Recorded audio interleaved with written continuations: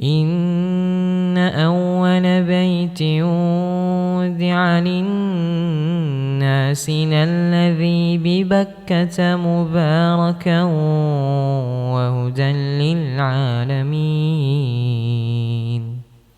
PR terbesar kita. Jadi tugas utama kita hari ini, maka kita bersyukur Pak. Alhamdulillah, mungkin kalau kita nggak pernah nyembelih untuk selain Allah, kita nggak pernah menyembelih ketika ada mobil baru atau motor baru, alhamdulillah. Tetapi yang menjadi kekhawatiran Nabi Muhammad SAW menimpa umatnya, yang bahkan itu lebih besar dari godaan tipu daya Dajjal, itu adalah as-sirkul asgar, sirik kecil, yang mana itu menjadi lawan dari sholati wa nusuki wa mahyaya wa mamati. Memang dunia ini bukan sekedar harta. Jadi sekali lagi Pak, ketika kita beramal, mungkin kita bisa menghindari niat untuk mencari harta, karena nggak ada harta di sini. Tetapi ada dunia lain yang itu bagian dari syahwat juga. Bukankah syahwat itu bukan hanya sekedar harta? Syahwat itu berupa ketenaran, rasa ingin dipuji, ingin dikenal, ingin mendapatkan pengaruh, dan yang semisalnya. Itu bukan harta, tetapi itu sama bagian dari dunia yang bisa merusak ibadah kita. Ketika kita ingin mengamalkan ayat ini, maka hendaklah kita berhati-hati dari sesuatu yang bisa menjerumuskan kita ke dalam syirik kecil ini. Karena hendak lagi dikatakan sholati wa mahyaya wa mamati lillahi rabbil alamin. Jadi Allah Subhanahu wa taala memberikan penjelasan, memberikan perintah kepada Nabi untuk berdakwah berkaitan dengan permasalahan niat ini. Memang mungkin perbuatan kita, amalan kita, pekerjaan kita sama. Tetapi ketika kita memperhatikan masalah niat ini, maka dari situlah kita akan diberi penghargaan, kita akan diberi pahala yang sangat besar di sisi Allah Subhanahu wa taala. Kemudian beliau mengatakan asrafu kulla dzalika lahu wahdahu la usyriku bihi ahadan aqsa ma antum alaihi minasyirki bih.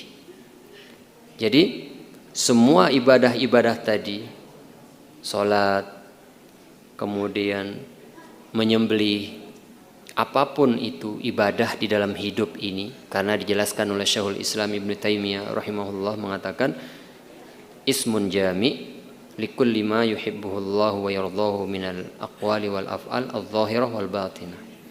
Jadi ibadah itu adalah segala sesuatu apapun itu yang Allah cintai, perbuatan kita, baik itu yang nampak maupun yang tersembunyi, perkataan kita maupun apa yang ada di dalam hati kita, itu semua dinamakan ibadah. Nah, itu harus kita persembahkan hanya untuk Allah Subhanahu wa taala.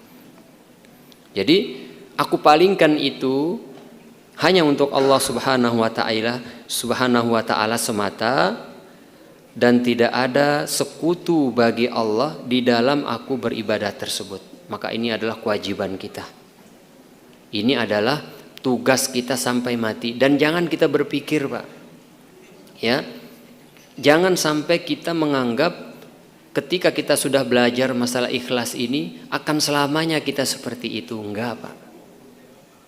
Sampai kita ketika sudah menyampaikan, kita ini sudah mengajarkan, dan orang-orang sudah mendengarkan, setan itu tidak akan pernah putus asa di dalam menggoda kita dari sisi niat ini. Maka jangan sampai kita merasa aman dari merasa paling ikhlas. Ulama kibar pun zaman dulu mengatakan, aku tidak memperbaiki sesuatu yang lebih sulit daripada niatku ini. Seorang ulama mengatakan, kalau seandainya ada yang mau mengisi kajian setiap hari itu masalah niat aja, maka itu belum cukup. Jadi ketika kita sudah belajar masalah niat Pak, maka jangan sampai kita menganggap itu sudah cukup mengantarkan kita nggak akan jatuh lagi, untuk berniat selain Allah. Nggak akan mungkin setan itu berhenti menggoda kita dalam masalah niat ini. Maka ini tugas kita masing-masing.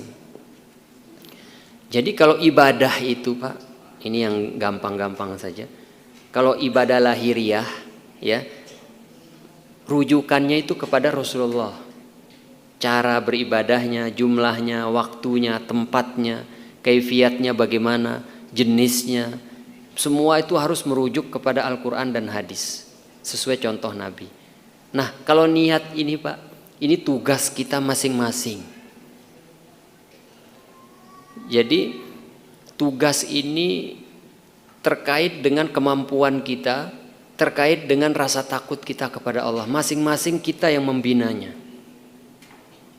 Kalau tata cara kita sama semuanya. Dan pahala itu berdasarkan niat itu. Maka yang akan menjadi lawan ya, kalau untuk kita, karena mudah-mudahan Allah menolong kita dan menolong kita terus menerus sampai kita wafat. Mudah-mudahan kita terhindar dari penyembelihan yang tadi dimaksudkan itu, yang mengantarkan kita ke dalam syirik akbar, penyembelihan kepada ini dan itu yang memang itu selain tidak ada manfaatnya juga akan mengakibatkan dosa yang besar. Nah tugas kita sekarang sebagai faidah dari ayat ini, wa mahyaya wa mamati lillahi rabbil alamin, kita menjaga keikhlasan kita. Dan keikhlasan ini nggak mungkin akan stabil terus tiap hari, bukan hitungan hari Pak. Ada ulama yang ketika menyampaikan hadis itu ketika menyampaikan sanadnya berhenti, diulang lagi sanad yang sama berhenti, diulang lagi berhenti. Setelah itu beliau kembali tidak lagi menyampaikan. Ditanya, ketika aku menyampaikan timbul niat-niat yang tidak kepada Allah. Mungkin karena takjub kepada dirinya, kuatnya hafalan, banyaknya para murid yang hadir dan semisalnya. Yang jelas akan timbul itu ketika beliau merasakan dia ulang, merasakan dia berhenti dia ulang. Sampai seperti itu perjuangan para ulama kita zaman dahulu Pak. Terus bagaimana dengan kita? Ya, yang amalannya begitu kurang, dosanya begitu banyak, fitnahnya begitu luas sekarang. Tentu jauh lebih wajib lagi, jauh lebih penting lagi untuk kita meniti dan meneliti niat kita masing-masing di dalam setiap langkah kita setiap beribadah. Maka